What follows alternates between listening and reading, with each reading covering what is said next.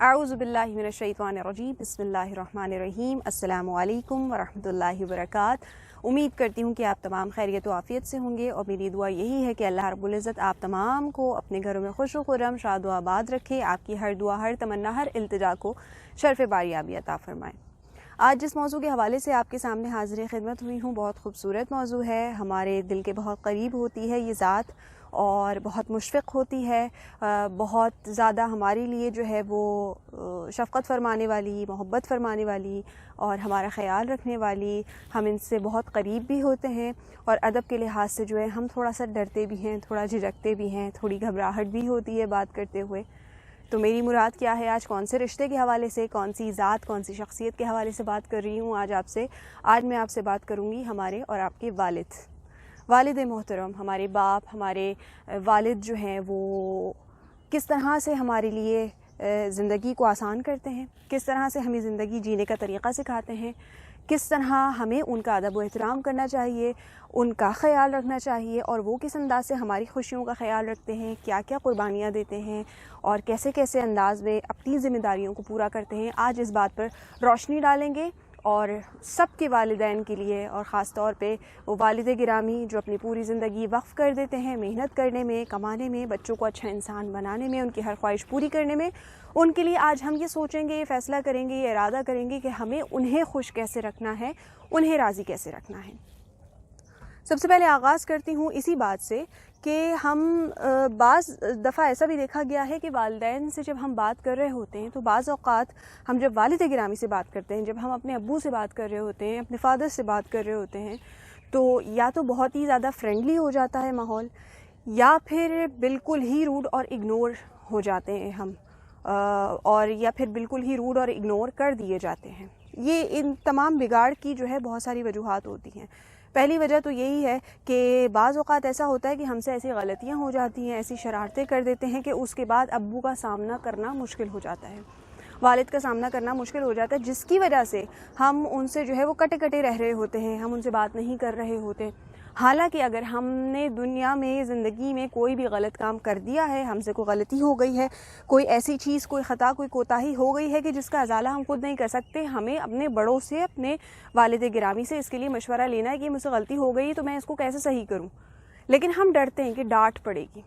اور ناراض ہو جائیں گے، کوئی سزا دے دیں گے، تو اس وجہ سے ہم بات نہیں کر رہے ہوتے، حالانکہ بات کرنے سے ہی معاملات حل ہوتے ہیں۔ تو ہمیں چاہیے کہ ہم ایسا ایک رابطہ، ایک رشتہ قائم کریں اپنے والد سے کہ جس سے ہم کوئی بھی اچھی بری بات ان سے کہہ سکیں۔ اگر ہم سے کوئی غلطی بھی ہو جائے تو ہم جا کر انہیں کہہ دیں کہ ہاں یہ غلطی ہو گئی ہے ابو، معاف کر دیجئے، یا پھر یہ غلطی ہو گئی ہے، اس کو کیسے سدھاروں۔ آپ دیکھیے وہ ذات، وہ شخصیت بظاہر دیکھنے میں بہت سخت لگتے ہیں، بعض اوقات بظاہر جو ہے وہ بات کرتے ہوئے ڈر بھی لگ رہا ہوتا ہے کہ کہیں ان کو کچھ برا نہ لگ جائے، کہیں ڈانٹ نہ دیں، کہیں ناراض نہ ہو جائیں، کہیں سب کے سامنے جو ہے وہ ہماری انسلٹ نہ ہو جائے، حالانکہ والدین کی ڈانٹ سے کبھی کوئی کسی کی انسلٹ ہوئی نہیں ہے۔ بہرحال پھر بھی ہم یہ سوچتے ہیں۔ تو یہ اتنا خوبصورت رشتہ ہے، یہ اتنا پیارا رشتہ ہے کہ وہ باپ اس لمحے کو، جو وہ لوگ میری اس بات سے اگری کریں گے کہ جو صاحب اولاد ہیں، جو باپ بنے ہیں، وہ جو پہلا لمحہ ہوتا ہے باپ کے لیے، اپنے نومولود بچے کو گود میں لینا، اس کے لمس کو محسوس کرنا، اس کی پہلی دفعہ آواز سننا، اس کا پہلی دفعہ رونا سننا، اس کو دیکھنا، اس کے چہرے کو پہلی مرتبہ دیکھنا،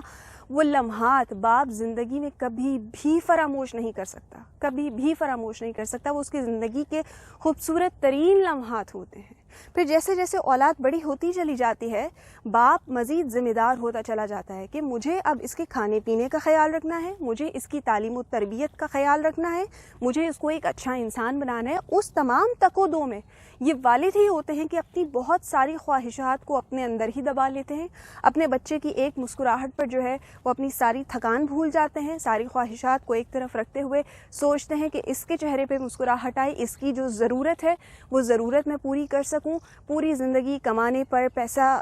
گھر میں لے کر آنے پر، بچوں کو ایک اچھا روشن مستقبل دینے پر جو ہے یہ اپنی پوری زندگی وقف کر دیتے ہیں۔ بچوں کے اچھے اسکول بیگز ہوں، بچوں کے شوز اچھے ہوں، یونیفارم اچھے ہوں، ان باتوں کا تو خیال رہتا ہے۔ خود نے کبھی اپنے لیے کوئی چیز خریدی یا نہیں خریدی، اس بات کا خیال ان کے دماغوں سے نکل ہی چکا ہے۔ تو ایسی مشفق شخصیت جب ہمارے گھروں میں موجود ہے تو ہم ان سے فائدہ کیوں نہیں اٹھاتے؟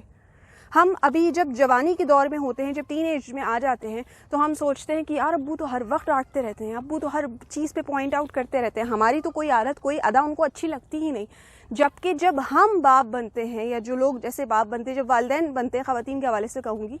لیکن جب وہ لڑکے، وہ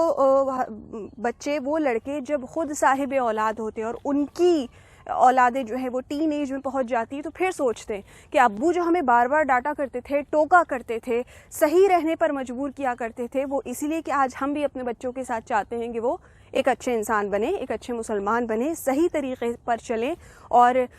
ایسے دوست، ایسی گیدرنگ سے دور رہیں کہ جن سے ان کا مستقبل خراب ہونے کا خدشہ ہوا کرتا ہے. تو اب ابو کی جو باتیں ہوتی ہیں نا، وہ ہمیں بچپن میں، جوانی تک، لڑکپن تک سمجھ نہیں آتی، لیکن ہم جب خود صاحب اولاد ہو جاتے ہیں پھر ہمیں اندازہ ہوتا ہے کہ بچپن میں انہوں نے ہمیں کیسے پالا، جوانی میں انہوں نے اگر روب رکھا تو کیوں رکھا، پھر جب ہماری شادی کے معاملات آئے تو اس وقت انہوں نے کس طرح چھان بین کی، کیا کیا ہمیں نصیحتیں کی. ہمیں اس وقت سمجھ آ رہا ہوتا ہے جب یہی سارا پروسیس ہماری اولاد کے ساتھ چل رہا ہوتا ہے. اور پھر بعض لوگوں کے لیے وقت نکل جاتا ہے، اس وقت جب ان کو خیال آتا ہے کہ ابو بہت اچھے ہیں، ابو نے بڑی اچھی تربیت کی، بڑی اچھی پرورش کی، تو اس وقت پھر ابو نہیں رہتے. تو خدا را جن کے پاس والد گرامی کی یہ شخصیت موجود ہے، اللہ تعالیٰ تمام کے والدین کو عمر دراز بالخیر عطا فرمائیں. جن کے ابو، جن کے والد حیات ہیں، آپ کو چاہیے کہ ان سے دوستی کیجیے، ان سے محبت کیجیے، ان کی عزت کیجیے، ان کا ادب و احترام کیجیے، پوچھ لیا کیجیے. اگر ریٹائر ہو گئے ہیں، گھر پر ہیں،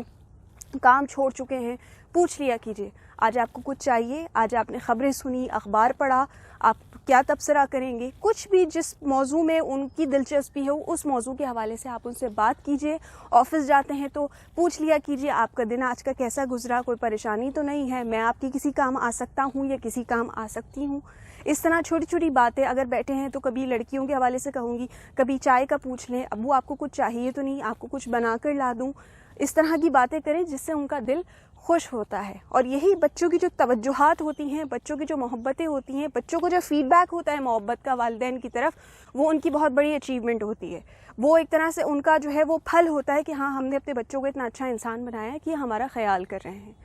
تو خیال کیجئے اس سے پہلے کہ جن کا خیال آپ کو آ رہا ہے وہ اس دنیا سے گزر جائیں یا ہمیں کچھ ہو جائے. کیونکہ زندگی کا کسی کا نہیں پتہ، اگر ہم چلے جائیں تو ہمیں پھر یاد آئے گا کہ کاش ہم دنیا میں اپنے والدین کے ساتھ کچھ اچھا کر جاتے تو آج ہمارے ساتھ بھی اچھا ہو جاتا. آپ جیسا کریں گے ویسا بھریں گے. آپ جتنا اچھا اپنے والد کے ساتھ، اپنے والدین کے ساتھ رہیں گے، اتنے ہی اچھی آپ کی اولاد آپ کے ساتھ رویہ اختیار کرے گی. تو فیصلہ آپ کے ہاتھوں میں ہے کہ آپ نے ایک اچھی اولاد بن کر ایک اچھا والد بننا ہے، یا ایک بگڑی ہوئی اولاد بن کر ابو سے اختلاف کر کے ایسا والد بننا ہے کہ جس کو پھر بڑھاپے میں آ کر اولاد چھوڑ دیتی ہے اور بوجھ سمجھتی ہے. اللہ رب العزت ہم سب کا حامی و ناصر ہو. میری بات اگر آپ کے دل کو لگی ہو تو اس ویڈیو کو زیادہ سے زیادہ شیئر کیجیے گا، صدقہ جاریہ سمجھ کر. میری یوٹیوب چینل کو سبسکرائب کر لیجیے گا، بیل آئیکن کے بٹن کو بھی پریس کر دیجیے گا. میں انشاءاللہ پھر کسی اچھے موضوع کے ساتھ آپ کے سامنے دوبارہ حاضر خدمت ہوں گی. تب تک اپنا بہت خیال رکھیں، مجھے اپنی دعاؤں میں یاد رکھیے گا. فی امان اللہ.